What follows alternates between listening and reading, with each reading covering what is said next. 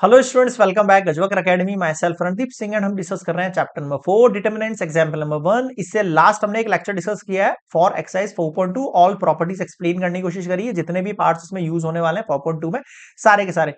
तो मेरा ये है आप लोगों से, आप इससे जस्ट लास्ट वाला लेक्चर जरूर देख लो अगर आपने नहीं देखा है तो। ठीक है, और देख लिया तो कोई दिक्कत वाली चीज नहीं, प्रॉपर्टीज का थोड़ा बहुत आइडिया लग जाएगा आपको। तो जो एग्जाम्पल और जो एक्सरसाइज होने वाली है वो बहुत ज्यादा इजी हो जाएगी आपके पास। ठीक है, तो बिना प्रॉपर्टी के अगर आप चैप्टर स्टार्ट कर रहे हो, ये एक्सरसाइज स्टार्ट कर रहे हो, तो फिर मत करो, सब ऊपर से चलने लगेगा। ओके, चलिए फर्स्ट स्टार्ट करेंगे हम एग्जांपल नंबर 1 विदाउट एक्सपेंडिंग। अब देखो, डिटर्मिनेंट को सॉल्व करना तो अपने को आ गया, अगर मैं सारी प्रॉपर्टी नहीं भी पढ़ूं तो भी मैं एक्सरसाइज 4.2 निकाल लूंगा। कैसे भाई? डिटर्मिनेंट में डिटर्मिनेंट निकालना तो आता ही है अपन को, इससे निकाल लेंगे हम, सॉल्यूशन बन जाएगा। बट वहां टाइम ज्यादा लगेगा। क्वेश्चंस देखो कितने सारे, मतलब लेंदी लेंदी आ रहे हैं, जहां पर 49 मल्टीप्लाई करना, 39 मल्टीप्लाई करना, तो ऐसे मल्टीप्लाई करते रह जाएंगे अपन, है कि नहीं? तो टाइम कंज्यूमिंग वाली सिचुएशन देंगे आपको, तो यहाँ पर आपको टाइम कंज्यूम करके चलना है।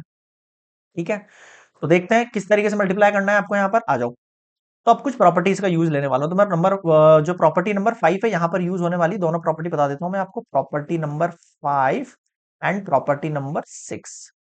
ठीक है, वैसे आप सारी प्रॉपर्टी याद रखना, प्रॉपर्टी से नहीं, आपको कंसेप्ट पता होना चाहिए। नंबरिंग हो सकता है ऊपर नीचे हो जाए मेरी, बट मैं कंसेप्ट देखूंगा। देखो अब मैं क्या करूंगा, यहाँ पर फर्स्ट वाले में मेरे पास वैल्यू दे रखी 49, 39, 26 है ना।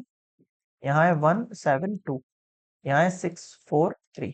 अब हमने प्रॉपर्टी पढ़ी थी 6 वाली, वो क्या कहती प्रॉपर्टी, कि आप एक काम करो, ये जो 49 है ना, इतना बड़ा वैल्यू, उसको थोड़ा सा छोटा बनाओ।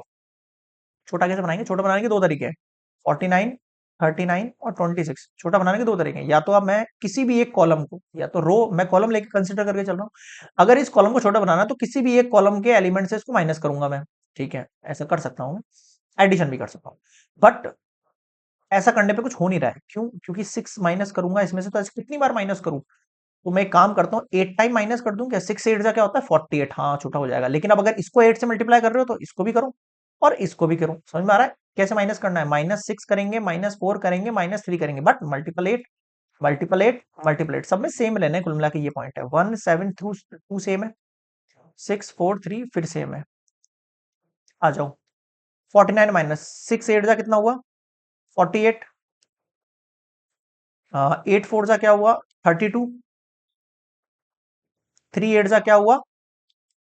24। देखो, क्वेश्चन जो हमें दिया जाता है ना एग्जामिनर के थ्रू, तो उसे पता रहता है कि इसमें कौन सा लॉजिक लगाने से इजी बनेगा। तो आप ऐसे घबराना मत, मतलब आपको दिया है तो कुछ ना कुछ लॉजिक से दिया होगा। 49 में से 8 गया तो कितना हो गया? 1। 39 में से 32 किया गया तो कितना हो जाएगा आपके पास? 7। 26 में से ये गया तो कितना हो गया?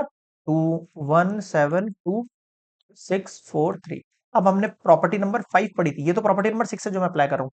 प्रॉपर्टी नंबर 5 क्या थी? अगर कोई भी पूरी रो, कोई एक सिंगल रो अपनी एक और कॉरस्पॉन्डिंग जो रो है उसके एलिमेंट सेम हो जाते हैं, तो उस कंडीशन में डिटरमिनेंट निकालने की जरूरत नहीं है, जीरो आंसर आएगा, बात खत्म। है कि नहीं? अब देखो कितना आंसर हो गया, कितना आसान हो गया। मैं समझा रहा हूं इसलिए टाइम लग रहा है, अगर हमें डायरेक्टली प्रॉपर्टी से याद है आपको तो बहुत जल्दी निकलेंगे सॉल्यूशन। समझ रहे हो क्या कहना चाह रहा हूं?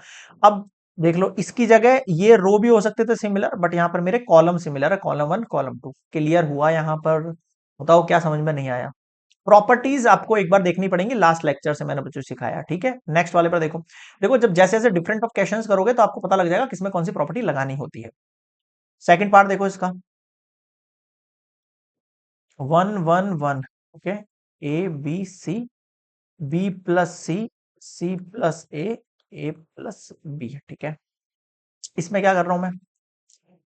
ये तो 1 1 1 है, ठीक है। ये ए बी सी, ठीक है। मैं इस बार इसको इसके साथ ऐड कर रहा हूँ, केवल ऐड कर रहा हूँ।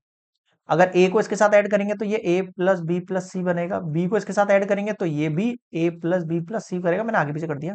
इसको इसके साथ ऐड करेंगे तो ये भी ए प्लस बी प्लस सी बनेगा। बताओ बनेगा नहीं बनेगा? बिल्कुल बन जाएगा। अब एक काम करते हैं, तीनों का कॉमन फैक्टर क्या है?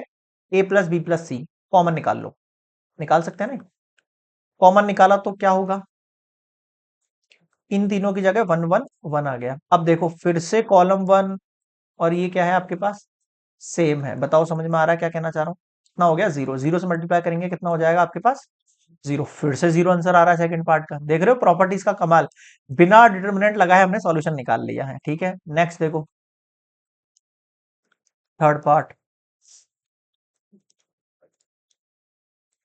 3 6 9x 4 8 12x। क्या कॉमन ले? नीचे दिख रहा है मल्टीपल आ रहा है यहाँ पे। भाई 2 5 6 में है नहीं, ऐसे रो में निकल नहीं, कॉलम में निकल नहीं रहा। रो में देखो, इनमें क्या कॉमन दिख रहा है आपको, 3x निकाल लेता हूं। अगर 3x निकाला तो देखो ये तो 2 3 4 ही है, ये 5 6 8 ही है।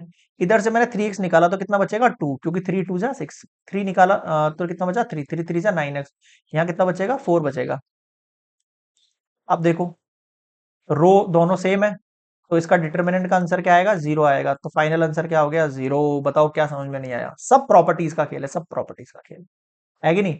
बस प्रॉपर्टी याद रखो और सारे सॉल्यूशन निकालो, बहुत आसानी से निकल जाएंगे। क्लियर है, एग्जाम्पल नंबर 1 कंप्लीट। इससे रिलेटेड कोई भी डाउट लगे कमेंट सेक्शन में मुझे जरूर बताना, ठीक है, या फिर आप मुझे मेल भी कर सकते हो। बाकी वैसा कोई इश्यू वाली चीज है नहीं, आपको सारे क्वेश्चन आ जाएंगे, आई नो। नेक्स्ट मिलेंगे एग्जाम्पल नंबर 2 में।